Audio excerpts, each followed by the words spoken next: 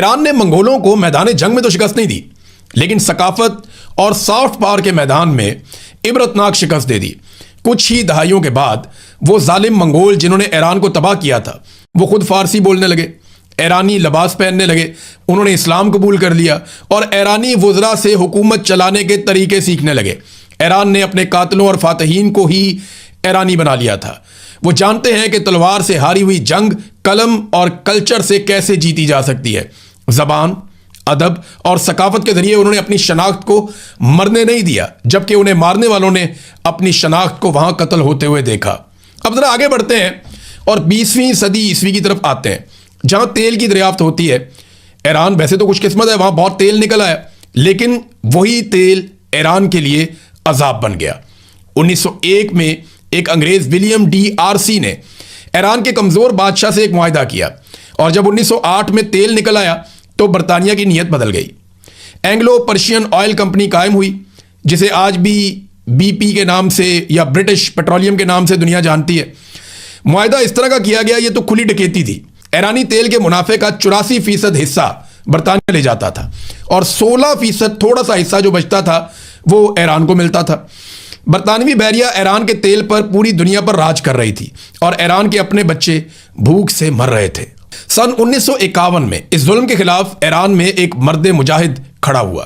ایران کے منتخب جمہوری وزیر اعظم ڈاکٹر محمد مصدق، انہوں نے ایک ہی جھٹکے میں برطانوی کمپنی کو باہر نکالا اور تیل کو نیشنلائز کر لیا۔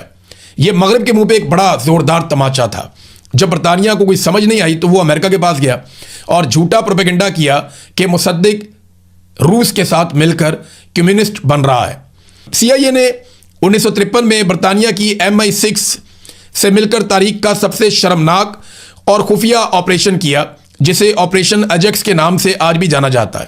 ایرانی فوج کے غدار جرنیلوں کو خریدا گیا، سڑکوں پر پیسے بانٹ کر ہنگامے کروائے گئے، اور ایک ہستی کھیلتی جمہوری حکومت کا تختہ الٹ کر رضا شاہ پہلوی کو کٹ پتلی بادشاہ بنا کر مسلط کر دیا گیا۔ جو امریکہ آج ایران میں جمہوریت کا راگ الاپتا ہے نا، اس نے اپنے تیل کے مفادات کے لیے ایران کی حقیقی جمہوریت کا اپنے ہاتھوں سے اس دور میں گلا گھونٹا تھا۔ شاہ کے دور کی پرانی تصاویر دکھا کر دنیا کو یہ سمجھایا جاتا ہے کہ ایران کتنا لبرل اور ماڈرن تھا، لیکن وہ صرف تہران کے صرف تھوڑے سے امیر لوگوں کی ایک جھلک ہے۔ پس پردہ 90% ایران غربت اور خوف کے سائے میں جی رہا تھا۔ شاہ ایران خلیج میں ایران کا policeman of the gulf یعنی چوکیدار بن چکا تھا، اور اس کی ایک خفیہ ایجنسی بھی تھی جس کا نام تھا ساواک، اور اس ایجنسی کو خود سی آئی اے نے اور اسرائیل کی موساد نے ٹریننگ دی تھی، جس کا کام ہر مخالف آواز کو اٹھانا، ٹارچر کرنا اور غائب کر دینا تھا۔ پھر ایک وائٹ ریولوشن کے نام سے بھی انہوں نے قوم کے ساتھ ایک مذاق کیا اور مغربی مفادات کا تحفظ کیا۔ پھر لوگوں کا پارا چڑھتا گیا۔ ایک واقعہ ہوا جس کے بعد ایک دم صورتحال بدل گئی۔ 19 اگست 1978 کو ایک ریکس سینما ہے، وہاں پہ آگ لگ گئی۔ جب ایران کے شہر آبادان میں سینما ریکس کو آگ لگا دی گئی، جس میں 377 سے 470 کے بیچ میں افراد بتائے جاتے ہیں کہ وہ ہلاک ہو گئے۔ یہ واقعہ اس وقت شروع ہوا جب 4 افراد جو اسلامی انتہا پسندی سے متاثر تھے، انہوں نے عمارت پر ایندھن ڈالا اور اس پر آگ لگا دی۔ عوام کے اندر نفرت کا یہ لاوا آخرکار پھٹ پڑا۔ اچھا، کچھ لوگ یہ کہتے ہیں کہ یہ ایک فالس فلیگ آپریشن تھا، جس کو اس لیے کیا گیا شاہ کی حکومت کی جانب سے تاکہ عوام کے اندر جو ایلیمنٹ حکومت کے خلاف ہیں ان کے اوپر کارروائیاں ڈالی جا سکیں۔